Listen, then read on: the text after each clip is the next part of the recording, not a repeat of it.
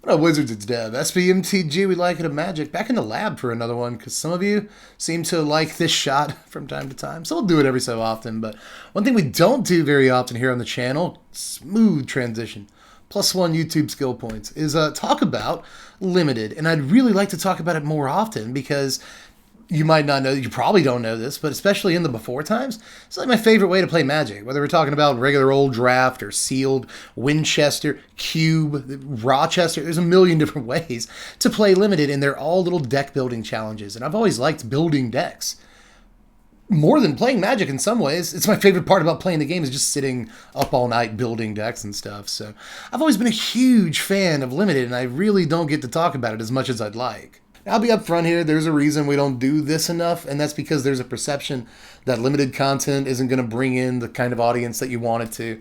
That came out wrong. I don't mean that like draft people are hooligans and ruffians and stuff. I mean that was content creator language for it. You're not going to get enough views if you talk about draft content. But I get asked about this constantly on the Twitch streams and stuff. Like, hey, when are you going to do some limited content? I really like limited. And so do I. So at the end of the day, like, views be damned. This is an important resource for a lot of people who would otherwise not have access to this information or not seen the stuff that I'm about to show you that Wizards tweeted, because maybe you don't have a Twitter account. A lot of people just don't have Twitter accounts. So like, a lot of people never would have otherwise been privy to this information. And again, I think that it's important to have those resources when not enough content creators are incentivized to talk about limited. So let's do that. But of course, before we start, if you want to see me do more limited stuff, let me know by liking, sharing the video around, commenting, doing all that stuff. And of course, subscribe if you haven't done that yet. We're trying to get to 3 million subscribers. We're currently at 123,000. So it's a long way to go. Make sure you sub. I need them. But anyway, let's talk about something that I found really interesting, because a few days ago, really as day one of Worlds was wrapping up, Wizards released a sort of cheat sheet of the earliest drafted commons and uncommons in Midnight Hunt. Now, not only do I want to go over all of those for each color, but I also want to add a card or two to talk about in each color here or there, for a few reasons. You know, this wasn't a huge sample size. It's only 16 people, like 2 pods worth of drafters. And obviously they're going to draft like bomb rares and mythics first. And they're sort of at the mercy of what actually showed up in their packs as to what uncommons and commons to draft earliest. So this isn't necessarily a definitive list, but I thought that this was really, really interesting content to me. So it might be to you as well. And I'll add my own little twist and talk about some other draft commons and uncommons that I really like in each color along the way that didn't end up in this information. So extra bonus content. But don't you hate when a YouTuber just talks for like 3 or 4 minutes before getting to the body of the video? Yeah, I hate that too. So let's go ahead and talk about the earliest drafted commons and uncommons in each color at the World Championships. We'll start with white. And even though this isn't the strongest color in draft, I'll give you my subjective opinion on ranking the colors, you know, towards the end of the video. I'll talk about what colors I think are the strongest and the weakest and stuff. But let me just go ahead and spoil a little bit right now by saying that I don't think white is necessarily an amazing color in this environment, but it does have some pretty strong cards at both common and uncommon that saw a fair number of play. And the ones that were drafted the earliest in the common slot were Search Party Captain, Lunarch Veteran, and Candle Trap. Now, Candle Trap makes a lot of sense. This is really, really good white removal at common. So, you know, it stops the creature from doing much of anything besides blocking. And then if you put more mana into it later, creature's just gone forever. And this is actually premium removal and maybe one of the best white cards in the whole set, period, for limited. So no surprise when you see decent, cheap, especially common level removal. And you'll see a lot of that in this video. So just keep it in mind. Lunarch Vet, pretty cool card. This has a few things it can do, although there's not a whole lot of like procking or triggering off of life gain in this set. There is some, but there's not a whole lot of like wombo combos. It's just really decent and aggressive mirrors and, you know, games where the ground gets gummed up. Sometimes that extra life will mean an awful lot. And the disturb is important on this too. Being able to disturb it for so cheap and get a flying creature out of the deal is unbelievable. Whether you're going to use it as a chump blocker against the opponent's 4/4 in the air, or you're just going to start getting over for damage. That works too. All disturb creatures just kind of help you stay on board, which is really important. In the limited environment, we saw a fair number of disturbed creatures being highly, you know, incentivized or highly prioritized. So it's no surprise to me that one of the cheapest, actually the cheapest to disturb creature in the format, saw not only a fair amount of play, but was drafted very early too. And SPC is also kind of no surprise. This is easily one of the stronger white commons in the set, so it should be in this list. But you draft this pretty early because even if it's just like a 3 mana 2/2 draw card, that's still actually pretty good. It's really not bad. You know, you might have only one profitable attack that'll work, but it's worth it to get your, 3 mana, or maybe you have 2 guys that can attack, and then you got a 2 mana 2/2 that draws a card. Just almost every raid on this is fine, and if you draw it in the late game and you have to pay the full cost for it because you don't have a great attack on board, that's kind of fine too, because at that point in the game you just want to see more cards. Now, as far as the earliest drafted uncommons in white, there was Borrowed Time, Ambitious Farmhand, and Gavany Dawnguard. Now, note how sort of similar this is to the top line, but all of these are just kind of better versions of the commons in some ways, except for Dawnguard. But Dawnguard gives you card selection and can trigger more than once in a game, so it's a very, very good card. But the commitment to white is relatively high, and I will say the stats and keywords are pretty good for 3 mana too. So a very strong uncommon is Dawnguard, especially if it gets you 2 cards in a game. It's just unbelievably wacky how good the card is. But Ambitious Farmhand, yet another really good, not necessarily disturbed creature. I shouldn't call it a disturbed creature, but it is a cheap creature that can flip over into a much, much better creature for a reasonable cost, is very, very good, again, in situations where the board gets gummed up. Now you have a 3/3 lifelinker that really helps you win races and hold off smaller aggro guys. Get you a plains and that kind of, making sure you get your 3rd land drop or your 4th land drop. Very, very important in Limited too. So Farmhand just kind of does a little bit of everything and shores up your game plan in all the right ways. So no surprise to see it here either. Very powerful card. And then Borrowed Time, maybe one of the best removal pieces in the entire set for Limited. It hits everything and it exiles the thing. And there's really not a whole lot of main deckable, or even if it is main deckable, not a whole lot of priority enchantment and artifact destruction in this set. So it's relatively safe to play Borrowed Time and take out your opponent's bomb. That's another thing. You can take out your opponent's bomb unconditionally for just 3 mana. These O-ring effects are always very, very good in Limited, so don't be surprised to see this card. I'm still a little bit surprised that I didn't see cards like Loyal Griff on this list. I mean, maybe, again, players just didn't see it or anything, but we like Windrakes, and this is a much, much better than average Windrake. So again, slightly surprised not to see that, but most of the cards that did make the list were kind of better. This is just kind of a solid, a baseline decent card. But aside from that, I was also a little surprised not to see Cathar Commando, especially in the common slot. It can be used as a removal spell for just 2 mana, instant speed, block that ground guy, up to 3 damage to kill it, Like, all that is pretty good, but can also take out artifacts and enchantments, is main deckable, attacks relatively well, decent stats for the mana cost. So, again, a little surprised that this isn't a more talked about or wasn't picked earlier, but again, there are reasons for that, and I will stop repeating that. But just if you're looking for other important commons and uncommons in white, these are 2 of the other best cards in that color. But let's look at blue here. What were the earliest drafted blue commons and uncommons? Now, one of these I'm really not surprised by at all, but there are some that I am. So let's go ahead and look at Organ Hoarder, Falcon Abomination, and Gale Drifter. Now, we'll get to Gale Drifter. Organ Hoarder and Falcon Abomination are both pretty obvious. I was just saying Windrakes are good. Abomination is a Windrake that puts 4 power on the battlefield, and that's fantastic in most situations. So again, not a huge surprise here, especially for a common.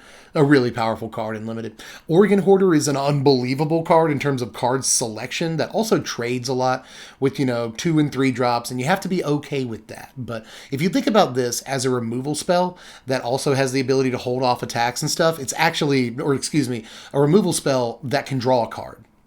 Right? A removal spell with an Anticipate staple to it. Or an Anticipate that can hold off small attackers for a couple of turns. Organ Hoarder is a very, very good card. Let me just put it that way. But Gale Drifter, this is one that a lot of people are like, dude, Gale Drifter is definitely not a great common. Actually, it is a great common. It's a flyer on one half, and then it's a flyer on the other half.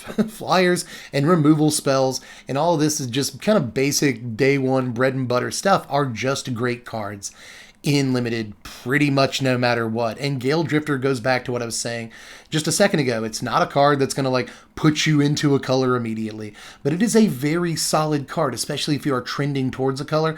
Your opponent has to deal with 2 flyers on this card, and that is much better than it looks on paper.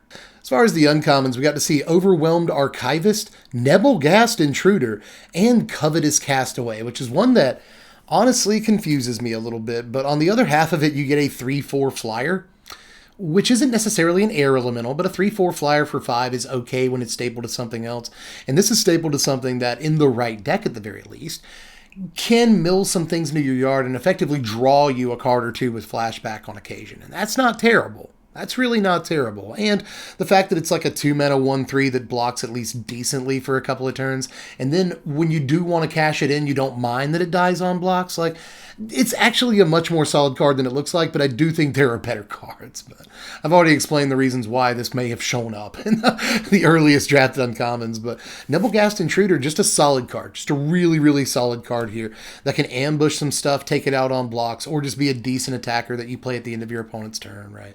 So I've always liked Nebelgast Intruder, and cards like this are always really, again, very solid and limited. So don't be surprised. It looks like a kind of a dorky, dweeby card to show up here, but it is a relatively powerful card, believe it or not. Flyers are always good and limited no matter what. This is basically a flash Windrake that does other stuff. It can make a creature's power lower and either block it and kill it, or just let it not do any combat damage to you, or reduce combat damage to you. There's a lot of situations, a lot of versatility in a way on Intruder, and it's a card that I really like. But Overwhelmed Archivist, again, just a fine card. I've looked at this card in Constructed a couple times and been like, what are you doing? It's terrible in Constructed. But in Limited, a 3-mana 3/2, I don't love this stat line, by the way, but it's already done something for you if it does trade on blocks with like a 2-drop. That's one of the reasons I don't like 3-mana 3/2s, is they trade with 2-drops in combat. But in this case, you got to draw a card, and the card you discarded might have flashback. Right? And you really don't mind if it does die on blocks to a 2-drop, or at least you don't mind as much, because you can disturb it for 4 mana. And then you get another thing that provides you sort of card selection. And again, discarding a card in this format isn't as bad as it seems, because you can discard flashback cards and they're kind of still in your hand a little bit. So like Archive Haunt is actually a bit of a house. And again, disturbed cards are highly prioritized because things that come back as flyers are good, right? Like your opponent finally dealt with your dude, and now they have to deal with a flyer. This is exactly, by the way, why Gale Drifter is so good. I've already said this, but I'll reiterate. They've already dealt with your guy. They had to deal with a flyer. Right? Like most disturbed dudes don't have flying on the front half. Gale Drifter does. But, they dealt with your 3/2 and maybe lost some board presence to it, right? But you can bring back a flyer. That's unbelievably good in most limited interactions. So just keep that in mind. This is not only card selection, which is something that you want, but it synergizes with the flashback themes in the set, synergizes with the disturbed themes, and it trades in combat, and it becomes a flyer. Just there's a lot of really good things about this card. Now, as far as some blue cards that I'd like to point out that we didn't see just now, I like Bait Hook Angler. I really do. A 2-mana 2/1 that trades, it's kind of a bear, and those are always going to be like serviceable stats in Limited, right? So like sometimes this will trade. It's got decent power for the mana cost, and then it comes back as a flyer for 2 mana. Again, the other cheapest thing in the whole set. And even though it only comes back as a 1-power flyer, like, that's pretty decent in some cases. Again, whether you need a chump blocker or you're just trying to like put a lot of flying power on the battlefield on a bunch of bodies. Like, there's a lot of reasons to like Angler. I think that it's better than it looks at the very least. But in any case, the other one is Locked in the Cemetery, which won't always tap the creature down, especially in the early game. But if it's a creature they want to attack with anyway, they get precisely one attack with it. And maybe you chump block it, maybe just take the damage, knowing you'll never have to take that damage again in most games, right? I mean, it's not borrowed time or anything. It's not an Oblivion Ring effect. But I have always been a fan of blue, like, tappers.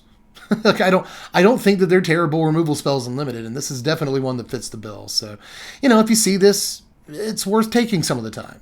But let's look at black, which a lot of people, myself included, would call, just for the record, would call the best color in the Limited environment. But that said, we kind of get very little information about what the good black cards actually are. It's like 4 out of the 6 black cards that were drafted the earliest are all removal spells, and like we know they're good. We know removal is good in Limited. So let's take a look real quick. Defenestrate was apparently the earliest drafted card, along with Olivia's Midnight Ambush and Eaten Alive. All of them removal.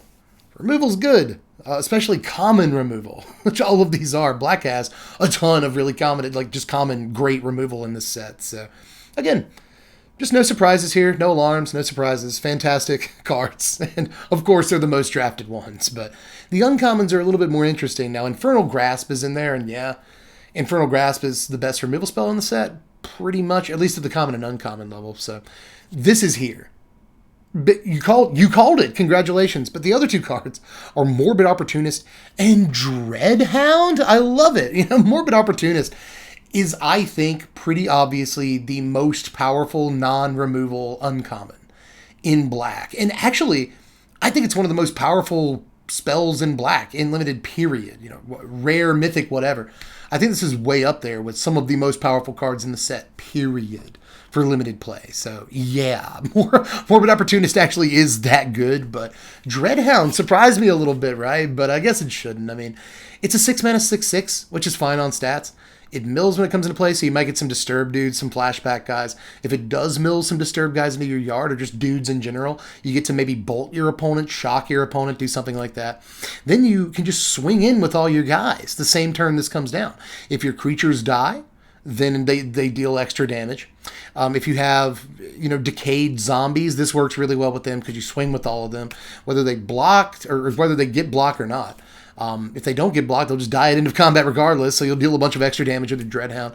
And then when Dreadhound can get in, it's 6 freaking combat damage with 6 toughness. I mean, in terms of commons and uncommons, this is one of the biggest creatures in the entire set. You know, green or not, this is one of the biggest creatures in the whole set at a lower rarity, and it does some really cool stuff. So I shouldn't be so amazed to see it on this list. It actually is really good. But there are some black cards that I think need some mentioning here, like Foul Play. It's a little boring because it too is a removal spell. You'll find a target, dude, trust me. And Investigate is just the best gravy in the world. It's basically destroy target creature, draw a card in limited, and that's that's pretty juicy. But I also like Heirloom Mirror. I've talked about this card on occasion. Sleeper's video, I kind of went off on it in spoiler season. I really like Heirloom Mirror. I think it needs to be explored more and constructed even. But in this environment, discarding cards isn't so bad. I've already talked about why, Disturb, Flashback, all that stuff. So discarding cards isn't so bad. The life that it requires is like literally minimal. It costs 1 life to activate this. It gets rid of bad draws. It lets you discard. Like, let's say you're looking for a specific card and you draw a Disturb guy.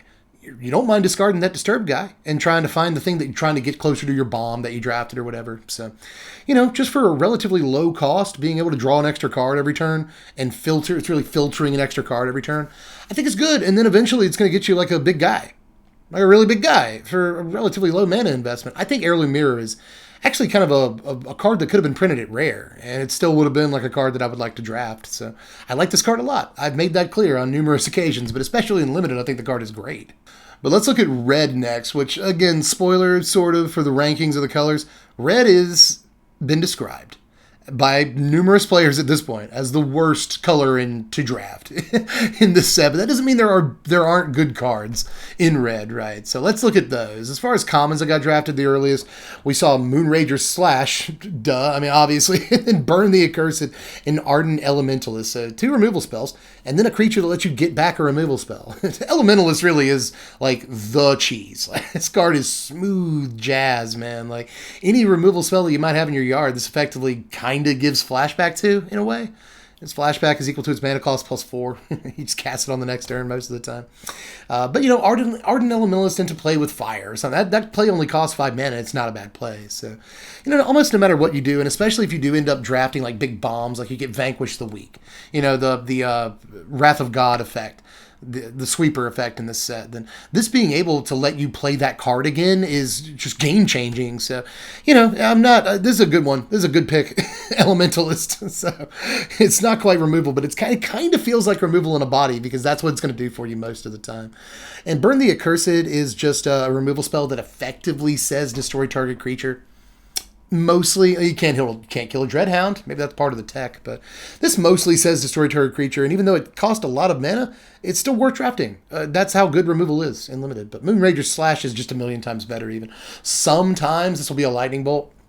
Sometimes, but not often. But honestly, even in Limited, you have to pay 3 mana for this at instant speed. You're fine. You're fine. That's totally worth. Like, absolutely fine to do that. So, not really surprised. This is basically the earliest drafted red common, right? Because it's probably one of the best red cards in the set, period. But in terms of uncommons, there was Cathartic Pyre, another thing that deals 3 damage to a target, at least a creature in this case. So, no surprise there. But there's also Play with Fire, another removal spell. Again, removal spells are good. If you take anything away from this, removal spells are good. But there's also Purifying Dragon, which kind of counts as a removal spell. But it's also an air elemental, right? It's a 5 mana, 4 power flying creature, and those are basically always good in limited. Almost no matter what, you'll pick these up, right? So premium uncommon, obviously, but the fact that there's kind of a removal spell stapled to it, and sometimes you take out a decayed zombie or something like that, just the gravy is just good enough to make this even more playable than it normally would be. But make no mistake, the card is playable regardless. Now, I'm not going to lie to you, there weren't a whole lot of red cards that jumped out at me. I had the hardest time picking extra cards for the red portion of this video, but I do like Immolation. I think we should point out Immolation. If you like Play with Fire and you want to blow up creatures early in the game for 1 mana, Immolation's good at that. But like, you can also put it on like your 5 toughness dude and make him enormous power-wise. You know, it's not bad. On an empty board, that can be okay. So, you know, at least there's some versatility to your removal spell, to your dead weight. You know, would you draft dead weight? Yes. So you draft Immolation. It's a really good card. But aside from that, I guess Fangblade Brigand or Brigand? I don't know. I can't. I should know how to say this word, and I think it's Brigand, but it could be Brigand. Anyway, this card is just fine. Look how much it does. I'll say that. You know, it's better than a Hill Giant. 4 mana for 3/4. That pumps. And then on the backside, it pumps. And it can also pump just creatures you control. That's a good mana sink. Mana sinks tend to be good in limited. So I don't know. Like, this card just looks good enough to be mentioned, but there's really not a whole lot of red cards that do. Well, let's look at green. And honestly, I don't think green is an amazing color in this environment. I really don't. But a lot of pros seem to rank it higher than I do on the sort of ladder of colors. But I'm not super impressed by like a ton of what green's doing in this set. But there, again, no matter what, there's going to be strong cards, even if it's not a super strong color. So the earliest drafted commons in this set were Shadow Beast Sighting, Duel for Dominance, and Bird Admirer. Now, Bird Admirer is pretty good.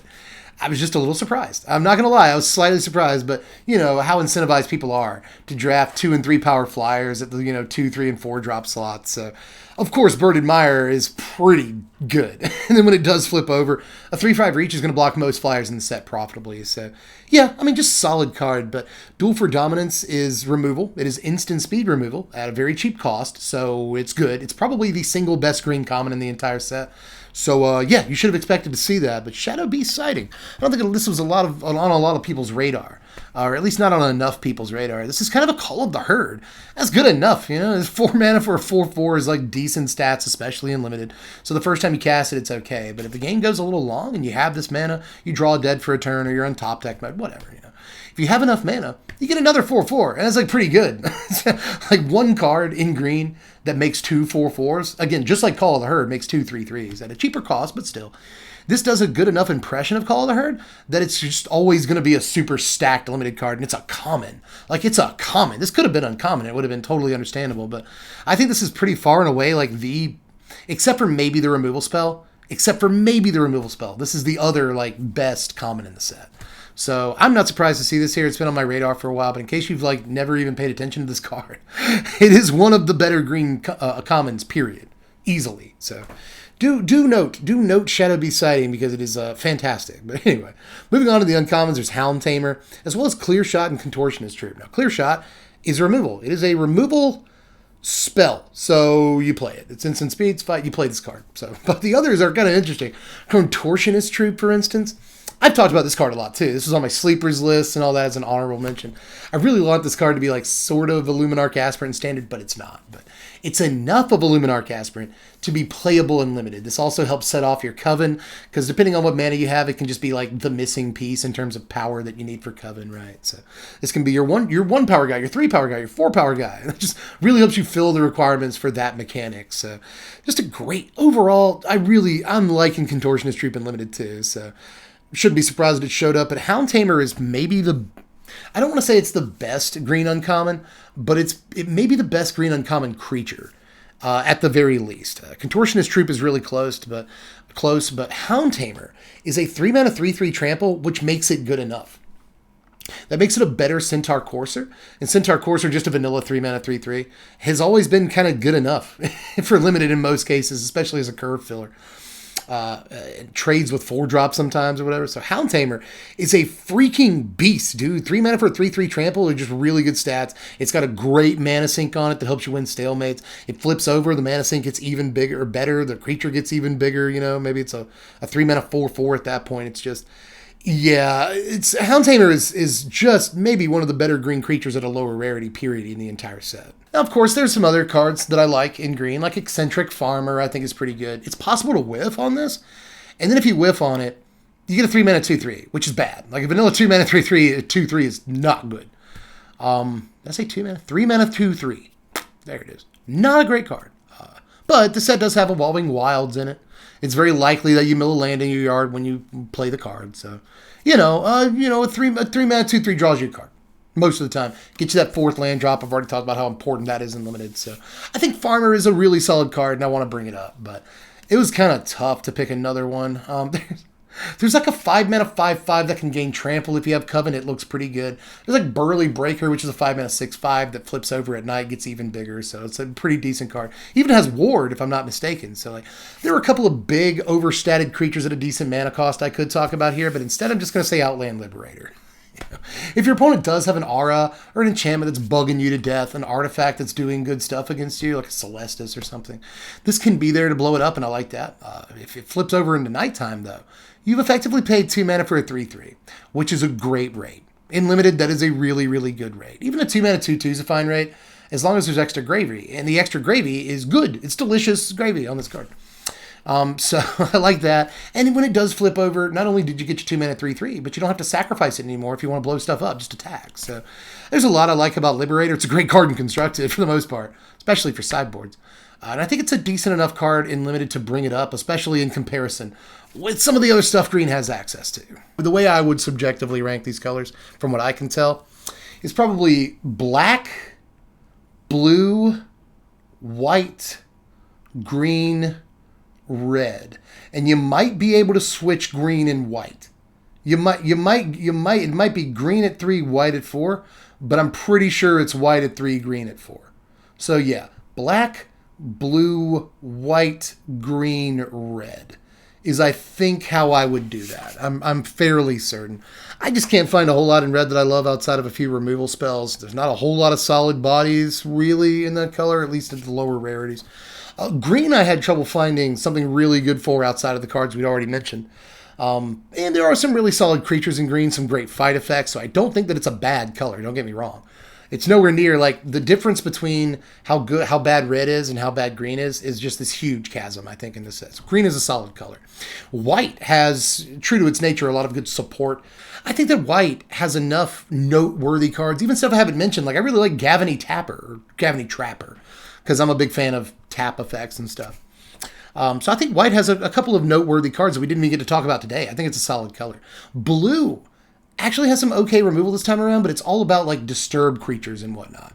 Blue has the best disturb guys, and disturb is a really powerful ability in this environment. Blue also has some of the better mechanical synergies. There's some stuff it can't do, but it can make decayed zombies. It can flash back. It can disturb. So there's a lot of, it can't coven very well, I guess, but there's a lot of sort of mechanical synergy blue can participate in that makes it a strong color. Black just has the best cards.